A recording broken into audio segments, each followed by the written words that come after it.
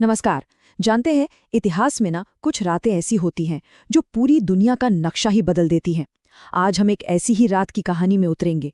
वो रात जब एक राजकुमार ने अपना राजपाट सब कुछ त्याग दिया, सिर्फ सत्य की खोज के लिए।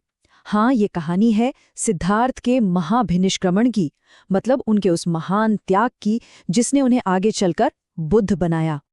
तो कहानी की शुरुआत होती है एक बेचैन पुकार से। सोचिए, आधी रात का गहरा सन्नाटा और राजकुमारी यशोधरा अचानक एक बुरे सपने से जाग जाती हैं।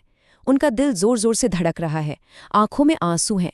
वो अपने पति सिद्धार्थ को देखती हैं जो गहरी नींद में है, और फिर कांपते हुए हाथों से उन्हें जगाने की कोशिश करती हैं। देखिए, ये कोई आम रात नहीं थी, बिल्कुल नहीं। असल में ये तो सिद्धार्थ के मन में महीनों से चल रहे एक बहुत बड़े संघर्ष का, कह सकते हैं कि अंतिम पड़ाव था। नियति दरवाजे पर दस्तक दे रही थी और ये रात इतिहास को हमेशा हमेशा के लिए बदलने वाली थी।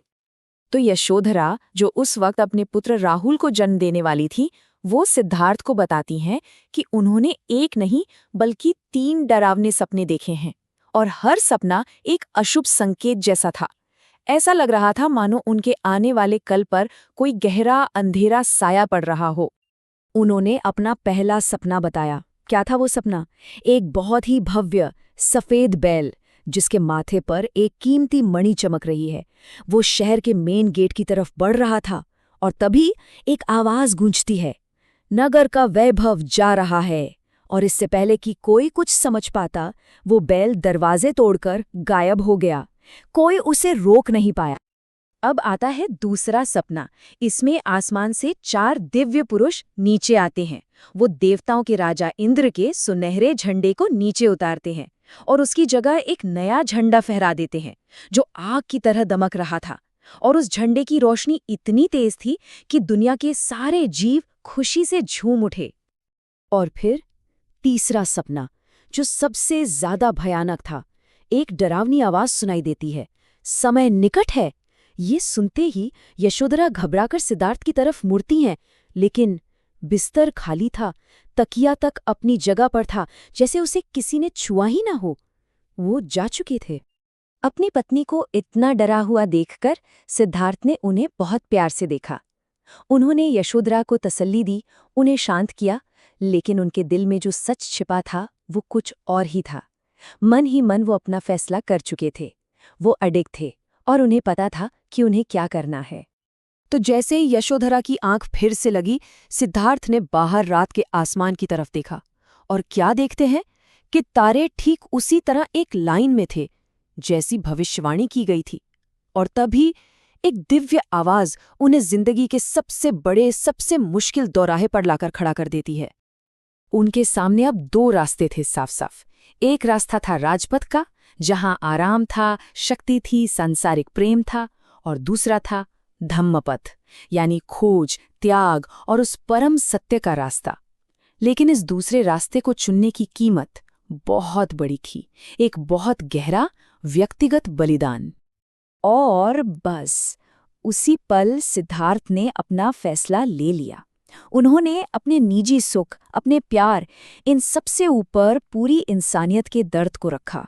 उन्होंने प्रण लिया कि वो जीवन के दुखों का अंत खोज कर ही रहेंगे, चाहे इसके लिए उन्हें कोई भी, कैसी भी कीमत क्यों न चुकानी पड़े।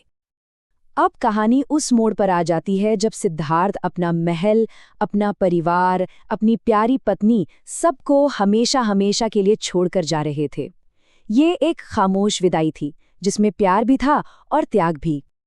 उनकी विदाई का हर एक कदम उनके गहरे प्यार का सबूत दे रहा था।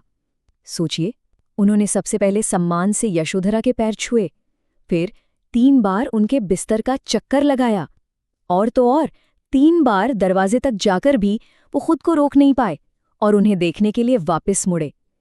हर एक कदम उनके लिए एक इम्तिहान जैसा था। फिर जब वो महल से निकल रहे थे तो उनकी नज़र सोई हुई दासियों पर पड़ी, और उन्हें एहसास हुआ कि उनका ये मिशन सिर्फ उनके या उनके परिवार के लिए नहीं है, बल्कि हर उस इंसान के लिए है जो बुढ़ापे, बीमारी और मौत के इस चक्र में फंसा हुआ है। और फिर वो पल आ ही गया जब सिद्धार्थ ने महल की दहलीज को पार किया, और उस एक कदम के साथ ही ये कहानी सिर्फ एक इंसान के त्याग की नहीं रही, बल्कि एक ब्रह्मांडीय घटना बन गई। ऐसा लग रहा था मानो पूरी कायनात उनके इस फैसले में उनके साथ खड़ी हो। आसमान से सितारे उन पर प्यार बरसा रहे थे, हवा उनके माथे को चूम रही थी और धरती एक नई उम्मीद से कांप रही थी।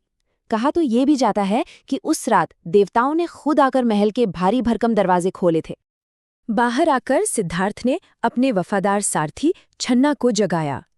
अब जब छन्ना ने सुना कि राजकुमार सब कुछ छोड़कर जा रहे हैं तो वो हैरान रह गया। यकीन ही नहीं हुआ उसे। उसने पूछा, प्रभु, आप इस स्वर्ग जैसे सुख को छोड़कर भिक्षा पात्र का वो मुश्किल रास्ता क्यों चुन रहे हैं? सिद्धार्थ का जवाब एकदम दृढ़ था। उन्होंने कहा, छन्ना, मुझे इस सोने के पिंजरे को छोड़कर जाना ही होगा ताकि मैं सारी इंसानियत के लिए सत्य की खोज कर सकूं। और बस इतना कहकर वो अपने प्यारे घोड़े कंथक पर सवार हुए और अपनी पुरानी जिंदगी को हमेशा हमेशा के लिए पीछे छोड़ गए। तो सिद्धार्थ तो अपनी यात्रा पर निकल पड़े हैं, लेकिन सवाल ये है कि क्या उनके पिता राजा शुद्धोधन उन्हें रोक पाएंगे? क्या वो उन्हें वापस ला पाएंगे? और आगे उनकी इस मुश्किल यात्रा में क्या क्या होने वाला है? खैर, ये तो बस एक शुरुआत थी।